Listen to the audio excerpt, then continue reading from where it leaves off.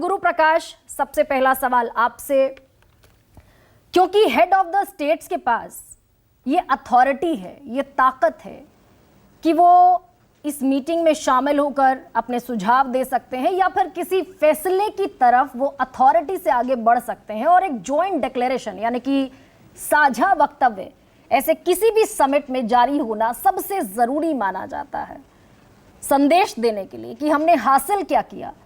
लेकिन क्या Chinese premiere नहीं आ रहे हैं, व्लादिमीर पुतिन नहीं आ रहे हैं, क्या उसके बाद ये संकट होगा कि जॉइंट डिक्लेरेशन के तौर पर, उपलब्धि बताने के तौर पर हमारे पास क्या होगा?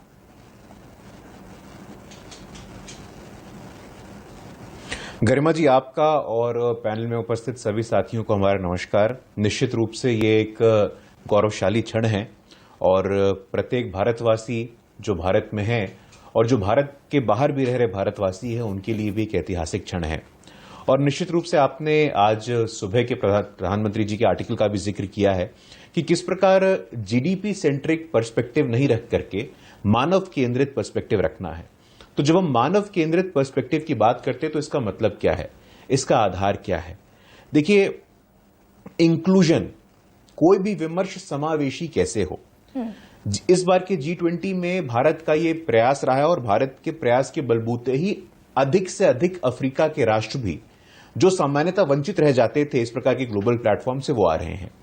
भारत ने तय किया कि भाई G20 में अफ्रीकन यूनियन को एक परमानेंट मेंबरशिप मिलनी चाहिए, यह तय हो रहा है।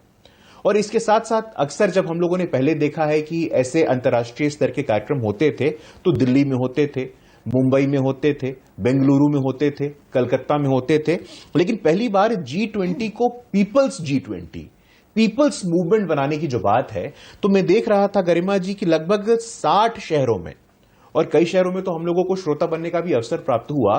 देवरिया में, उत्तर प्रदेश के देवरिया में, बिहार के नालंदा में, दक्षिण में, लगभग ऐसे 60 शहरों में G20 से संबंधित 200 बैठकें हुई हैं। 200 बैठकों में हमने देखा कि 1 लाख से अधिक फॉरेन डेलीगेट्स आए हैं जो 125 अलग अलग देशों के थे। तो एक तरफ तो बात करना है कि हमारी democracy, world's largest democracy, mother of democracy, हमारी डाइवर्सिटी, एक तरफ उसको महसूस करने का विषय है। तो मुझे लगता है कि एक पूरा का पूरा परिवर्तन जो हमने एक इंटरनेशनल डिस्कोर्स को जगह जगह देखा है, ये काबिले तारीफ बात है। दूसरा, किस प्रकार से आपने कहा कि हमें यह भी असेस करना चाहिए, यह भी देखना चाहिए कि इससे भारत को फायदा क्या है।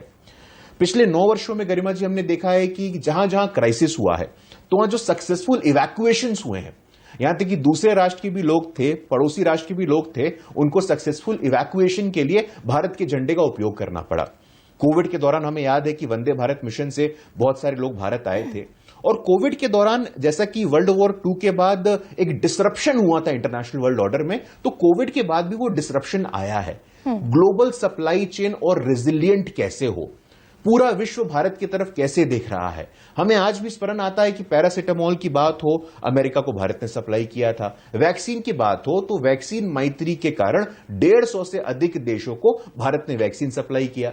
मुझे आज भी स्मरण आता है कि जब पिछले वर्ष UNGA की मीटिंग में भारत के विदेश मंत्री गए थे तो वहां जमैका के विदेश मंत्री ने सार्वजनिक मंच में कहा कि वैक्सीन मैत्री मैं अपने हृदय में कैरी कर रही हूं। तो ये एक स्वागत योग्य बात है। बिल्कुल, क्लाइमेट एक बहुत बड़ा विषय, ये सारी चीजें फक्र का विषय है, गौरव का विषय कौन करता है। लेकिन इस तरह का जब कोई वैश्विक समिट होता है, शिखर सम्मेलन होता है, तो और जैसा मैंने सबसे पहले आपसे सवाल पूछा, क्या ये चुनौती है क्या इस बार हमारे सामने कि हम जॉइंट डिक्लेरेशन, हमारी उपलब्धियां इस G20 समिट के बाद घोषित नहीं कर पाएंगे, हम नहीं बता पाएंगे क्योंकि कंसेंसस नहीं होगा, हेड ऑफ द स्टेट्स नहीं है उनकी एब्सेंस में? नहीं, देखिए गरिमा जी, देखिए ये तो मुझे लगता है कि ये बड़ा ही सिनिकल पर्सपेक्टिव है और जॉइंट डिक्लेरेशन निश्चित रूप से आएगा। ठीक है, हो सकता है कि चीन से शी जिनपिंग नहीं आए होंगे, लेकिन ली केचियांग आए हैं तो उनके प्रतिनिधि के रूप में आए हैं। जो हेड ऑफ द स्टेट किसी कारणवश या किसी इंटरनेशनल फैक्टर्स की वजह से नहीं आ पाए, उन्होंने अपनी प्रतिनिधियों को भेजा है और निश्चित रूप से एक कंसेंसस इमर्ज होगा और उस कंसेंसस के बाद एक जॉइंट डिक्लेरेशन आएगा जो कि हम लोगों ने तय किया है। लेकिन देखिए, हमें कुछ समझने की आवश्यकता है। पिछले 9 वर्षों में योगा को ग्लोबल मास मूवमेंट बनाने की बात हो, श्रीयन मिलेट्स को इंटरनेशनल ईयर ऑफ मिलेट्स की बात हो, तो भारत निश्चित रूप से कंसेंसस बिल्डिंग का रोल, ये तो भारत के लिए कोई नया थोड़ी ना है।